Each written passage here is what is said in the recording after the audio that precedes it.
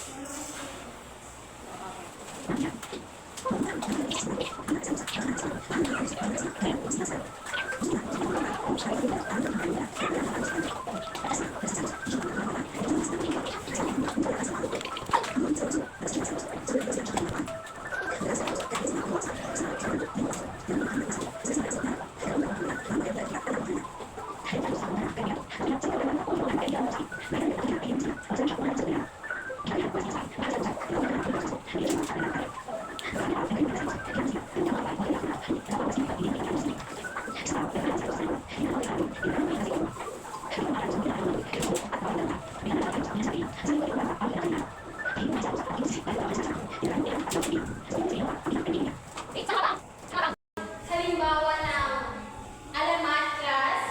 Ma'am. Ma'am. Okay, vapor. Ang brilyante ng alamat ng pinya, ma'am. Tama, alamat ng pinya. So, sino ang makakasagot para sa unang tanong? Ma'am. Teka lang. Sa, dalawa, tatlo. Okay, brilyante ng lupa ang unang nakataas ng kanilang brilyante. So, ano nga ba yung tanong ay sagot mo sa unang tanong. Sino-sino ang tawan sa kwento? So, ang tawan mo sa kwento, ma'am, ay si Aling Rosa, si Pinang at ang kapitbahay. Tama. So, ang mga tauhan doon sa kwento ay si Pinang, si Aling Rosa at mga Kapitbahay na So, chismosa. para sa pangalawang, tanong, okay, ang brilyante ng tubig. Ma'am, nangyari po naganapan sa alaman ng pinya is sa loob ng bahay at sa bakuran. Tama. So, ang mga tagpuan doon ay sa bakuran at sa bahay. Kaya yung pangkat ng brilyante ng tubig at brilyante ng lupa ang nakasagot, kaya may puntos sila. So, para sa huling tanong, ano ang nakuha mong aral sa kwento at bahay? Okay, para sa brilyante ng tubig. Ma'am, ang nakuha ko pong aral ma'am is be careful what you wish for kasi baka pagsisihan natin ito sa huli. Tama.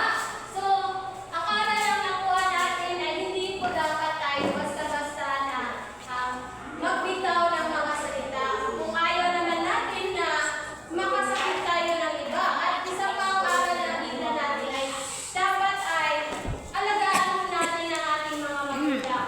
Hindi Yes, po natin ma'am. sila babawian kahit may sakit sila. So, dapat alagaan natin kasi baka na magsisi kayo sa kanila. Yes, ma'am. So, handa na ba kayo para sa ating panibagong gawain class? Yes, ma'am. Sure? Opo, ma'am. Bigyan niyo nga ako ng lupa may kinto with a twist. Na- Ano ba? Ano yes, ma'am? 1, 2, 3, 1, 2, 3, go, go, go, go, go. Todo na to. Okay. So, kayo nga. 1, 2, 3, 1, 2, 3, go, go, go, go, go. Todo na to. Okay, magaling. So, ngayon, nadako tayo sa ating pangalawang gawain na kung saan tinatawag ko ito na ang pinaklingan. So,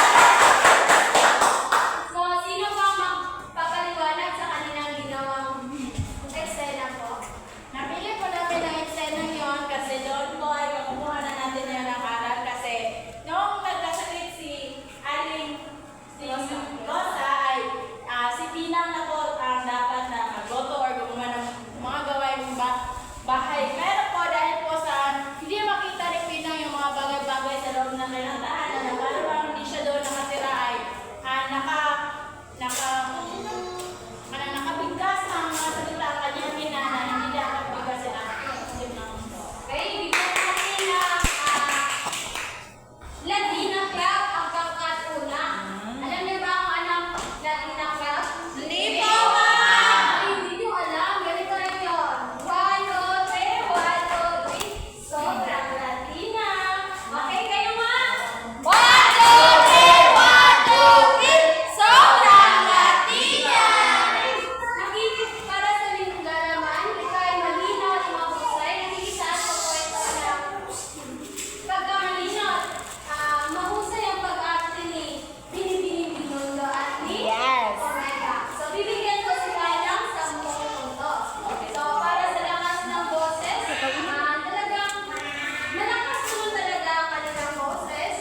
At sa kooperasyon, bibigyan ko lamang sila ng 5. Bakit, Kasi yung